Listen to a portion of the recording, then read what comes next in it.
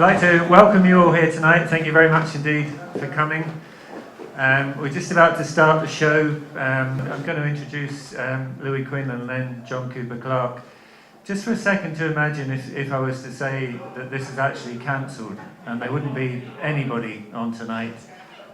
All the art, all the music, all the drama was cancelled as well. Just to think about that, because there's a good chance that next year it might be. With the cutbacks that might be coming in December, the arts are a very vulnerable target, along with other various groupings. So if you feel in any way you can support the arts more, if you feel you can lobby anyone constructively, please do. Thanks.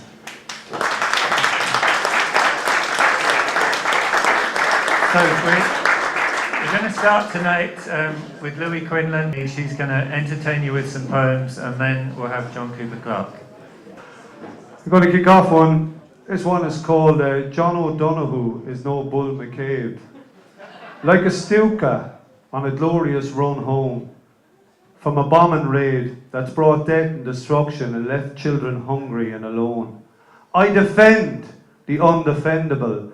I seek glory for my deeds. I am the bull, you better believe. The DNA of poverty stains the landscape in this time of the tiger. Witnesses to history are in short supply as our hospitals send children home to die. I am the bull, you better believe. I will defend my greed. I will defend my needs.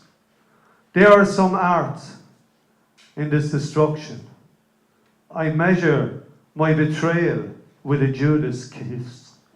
How could it come to this? This betrayal is like the death of 1,000 times.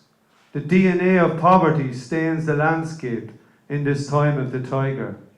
Witnesses to history are in short supply as the hospitals send their children home to die, forcing even the hardest to cry.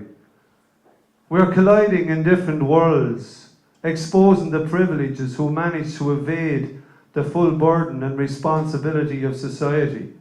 They're forced to utter lie after lie after lie after lie.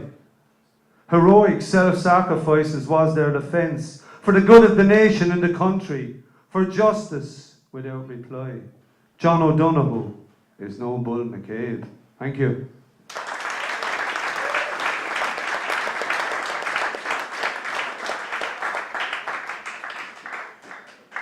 Ladies and gentlemen,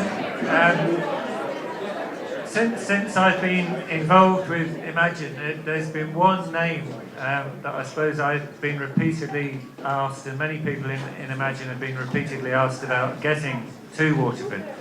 And we're very proud that we've been able to get him to come. It's his first time in Waterford, a man who is truly a living legend. It's John Cooper Clarke.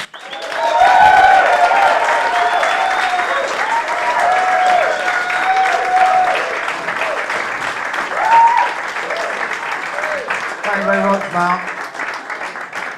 Lovely, thanks for showing out this evening. Was it Thursday night? Thursday is the new Friday. Let's try and make it that way tonight. The weekend starts here, ladies and gentlemen. Take tomorrow off. Yeah. Dream on. Thursday is the new Friday. I can see you got a few questions for me this evening. I've never been to Waterford before, and I can see you got a few questions for me. There always is everywhere I go. I see inquisitive faces everywhere I go. They want the answers to some of life's imponderable questions. And but what I'm saying is, don't ask me. What do I know? Every time I learn something new, it drives some old stuff out. What I have is a lot of information, but no perspective, a higher form of ignorance. So don't be asking me any questions like this one. What is occasional furniture the rest of the time? Why is there only one Monopolies Commission? What does cheese say when it's having its photograph say? If Jesus was Jewish, why the Spanish name?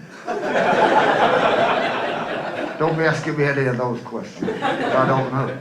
In fact, are there any marine biologists out there this evening? Any marine biologists? There usually is, yeah, there's always a marine biologist in every house I go to, ladies and gentlemen. And I'm not wrong this time, there's a couple over there, right? A marine biologist. Well, I've got a question for you, Mr. Marine Biologist. And my question is this. How deep would the sea be if there weren't any sponges down there? Okay, think about it. Meanwhile, the main question I'm asked though is, Johnny, how did you get here? And I tell them in the usual way, my mummy and daddy loved each other very much, they went courting, then they got engaged, then they got married, nature took its course, one thing led to another, here I am. No, Johnny, it wasn't an existential question. What we wanted to know was, what method of transport did you employ?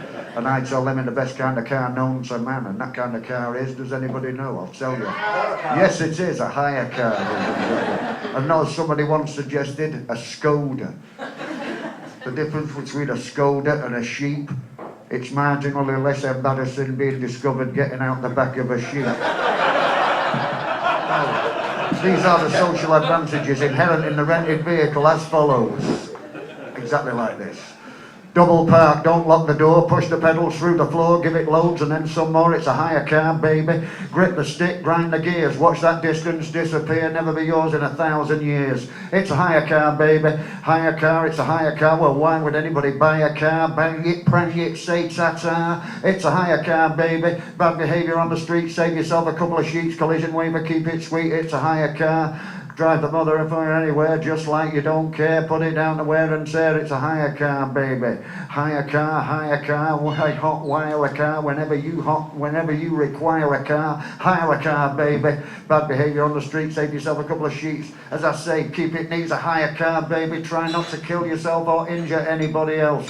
Don't forget to fasten your belts. Rent it, dent it, bang it, prang it, bump it, dump it, scorch it, torch it, crash and burn it, don't return it. Lost deposit, let them earn it. Who cares? It's on the firm, it's a hire car, baby.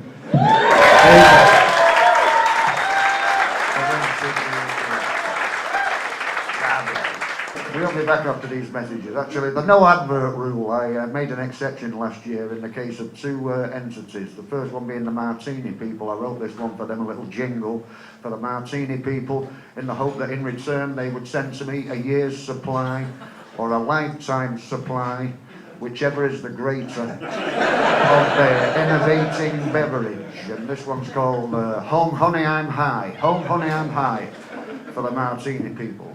Home Honey I'm High. Frontal lobes just had a trim, or have you seen the Moonies? Wrong on both counts, Jim. Too many Martoonies.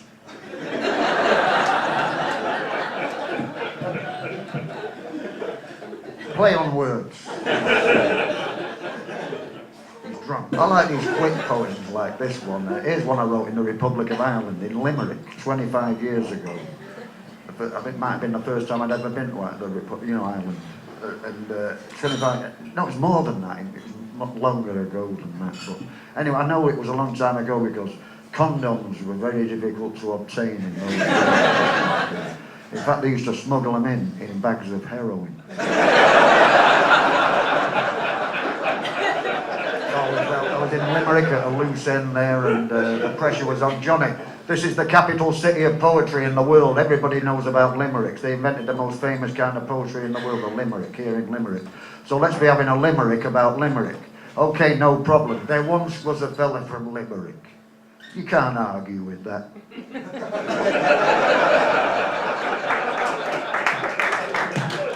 There once was a fella from Limerick. And, but where do you go from there? Nothing rhymes with Limerick. Don't go racking your brains. I've looked into it. I'm a professional, so you don't have to. Nothing rhymes with it. The nearest I can get is turmeric. And you try working that ubiquitous yellow spice into a viable rhyme scheme. It can't be done. But I think the limerick is an act of revenge that the Irish are playing on people in the UK. You know, for all those Irish, it's like the Irish knock-knock joke. You must know that one. You start. Who's there?